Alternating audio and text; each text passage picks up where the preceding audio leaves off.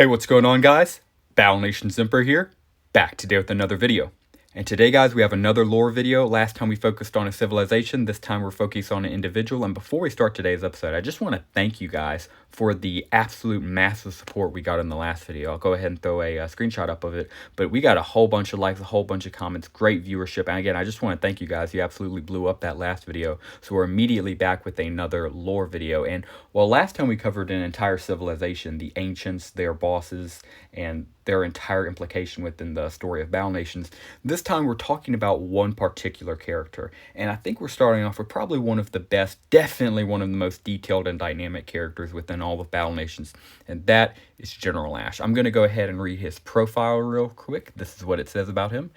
General Ashe is a general in the rebel army, responsible for the regrouping of the rebellion shortly after he had defeated them from the Empire.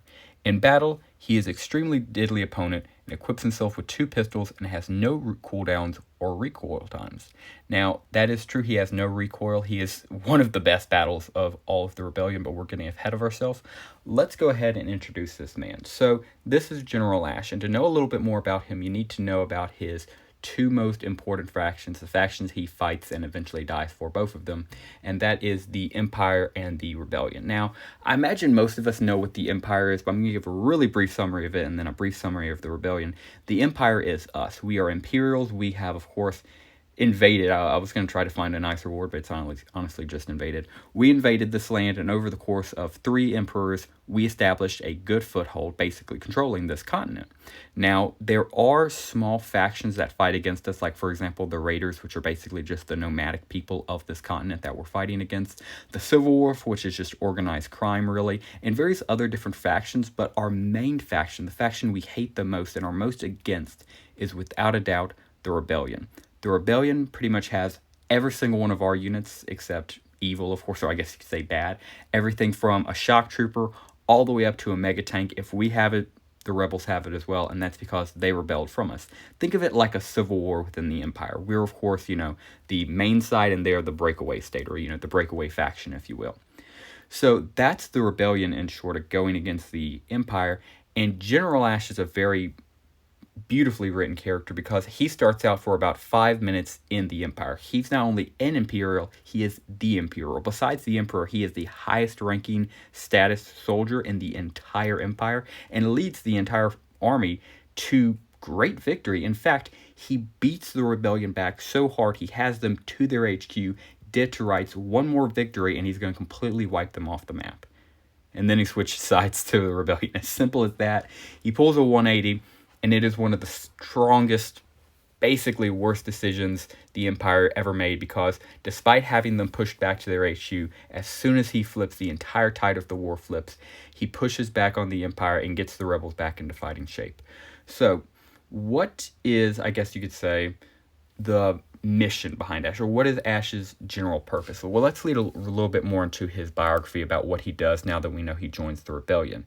Because unfortunately, as we know, some stuff happens, but before we get into the end of the campaign and then what happens to Ashe, let's read a little bit more about his personality. I'm going to go ahead and throw it up on screen, but read it for anybody who doesn't feel like reading. General Ashe was a brilliant tactician in his life, so much so that he almost destroyed the rebel army and the Empire, with the latter lasting over 500 years. It's absolutely true. Shortly after the destruction of Karsten, it is learned from Imperial refugees that the rebel army had committed numerous atrocities quickly following the destruction of the city. It is unknown whether or not Ashe knew of this, but nevertheless, he is an accomplice to mass murder despite knowledge of the atrocities or not. So let's talk about that destruction. So, in short, before we get into this, massive spoiler warning. I'm going to go ahead and throw it up on screen real quick. If you don't want to be spoiled or you want to wait till the game fully comes out, perfectly fine. Play it yourself. Understood. Here's your warning. If not, thank you for still watching on with me. But for the people still here, let's get into it. So, late into the campaign, you and other Imperial forces are dragged off, or not really dragged off, but led off to the corner of the Empire due to a rebellion outskirt. Cool, the rebels attack the corner of the Empire. You and a bunch of other Imperials go out there to defend it. Turns out this was just a diversion. That is a small detachment of the rebellion army, and the main rebel army is going straight for the imperial capital, now undefeated. So obviously being undefended, they were very easily defeated. They are, and unfortunately, they completely sack the imperial capital, burn it to the ground, and worst of all, capture and kill the emperor. Now, of course, as soon as this news comes out, the entire empire basically unravels just like that. Complete chaos. The player, us, we basically spend the rest of the campaign running around with our chicken, like a chicken with our heads cut off, trying to salvage what we can. But pretty much Ashe destroys the empire in one single blow. And that's what that, little description about, him destroying the rebel and imperial army is about, because he basically did.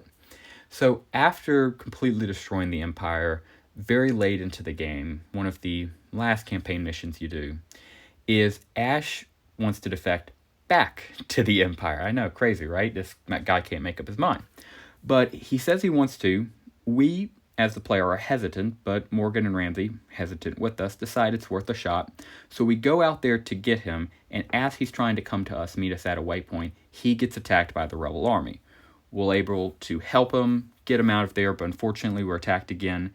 And for one last time, all of us together, Lieutenant Morgan, Ramsey, Ashe, and us, all fight the rebels one last time.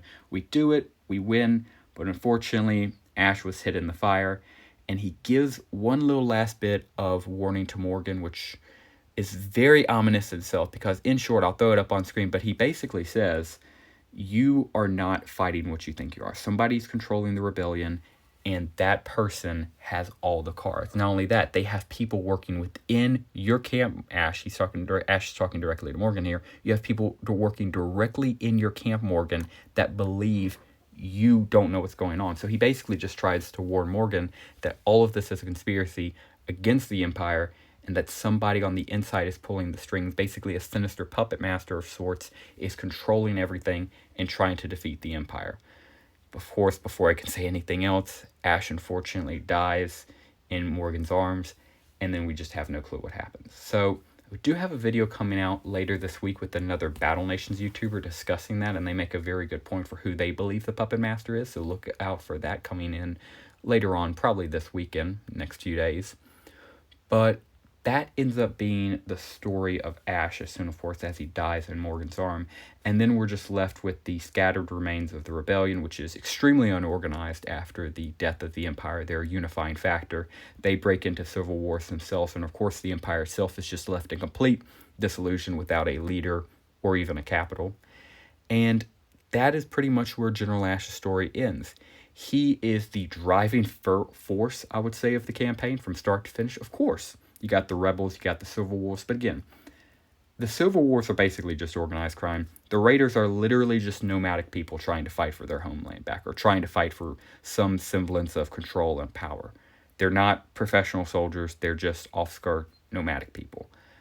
Ashe, however, was a tactical mastermind. He was a military genius, and you see that all throughout Battle Nations. From the first 5 minutes we're introduced to him, thinking he's going to be our best friend, leading us to great success, to when he betrays us for the first time, switches to the rebellion, and leads them to great success, pushing the Empire back, all the way really to his end. And it kind of comes down to a question, and this is completely up to the individual. In fact, I would love to know your idea of it down below. But was Ashe a good guy? And of course, morality is subjective, especially in a situation like this. But the reason Ashe broke away, and it's even stated in the game, I'll throw it up right here. Well, I guess it's technically not stated in-game, but it is very heavily implied. And then Z2, before their dissolution, even flat out said it. Z2 stated the reason Ashe had defected to the rebel side was because he disliked being bossed around by an obnoxious child, which is exactly what the last emperor was. This is the reason why he wanted to defect back to the Imperial Army once he obviously had killed the Emperor, and also realized the rebels were being manipulated by a sinister puppet master, as we talked about earlier. But was he a good guy? He certainly wasn't a loyal guy. I mean, switching, left back, left, right. But he was certainly smart. He certainly knew how to lead a military. And it did seem like he had a moral compass, even if it was corrupted. You could argue he did it more for personal reasons, the initial rebellion against, because, he just didn't like, the Emperor, which is perfectly fine. The Emperor was really just an obnoxious kid. But at the end of the day, he, was the leader of the empire. Whether or not you liked Hedrick, Hedrick II, he was the leader of the empire.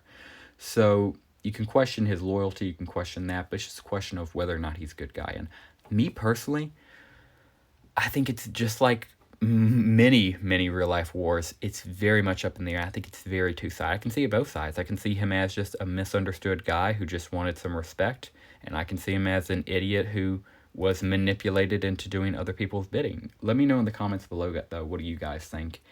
And yeah, that will just about do it for us today, guys. Just wanted to cover General Ashe, in my opinion, one of the most detailed, dynamic Battle Nations characters, especially driver of the campaign. I'm really trying to think here. Maybe Warlord Gannis or one of the Warlords Raiders, you could argue, is a bigger driver of the campaign. But besides them, I'd say the campaign is really just the story of the rebellion and General Ashe's personal character. So just wanted to do this quick little video discussing it, discussing where he started, how his story went through, the end, and also just whether or not he was a good person, which at the end of the day is just a question of morality. And I would love to hear your guys' thoughts about that in the comments below. But that will just about do it for us on today's lore video. I absolutely love making these. I'm starting to get back into the feel of it. Got the General Ashe wiki pulled up here. That's where I've been showing all these screenshots from and been getting my information. I'll also leave it down in the comments below if you guys want to check it out. And also, if you would, please drop a comment below of what Battle Nations thing you would like to know more about. Whether that be a character, a faction, a fighting style, a troop, a unit, whatever it be, just comment it down below and I would love to make a lore video on it for you. So with all that being said, that will just about do it. Thank you guys very much for watching. If you enjoyed today's video, please consider dropping a like down below and subscribing to the channel if you are new.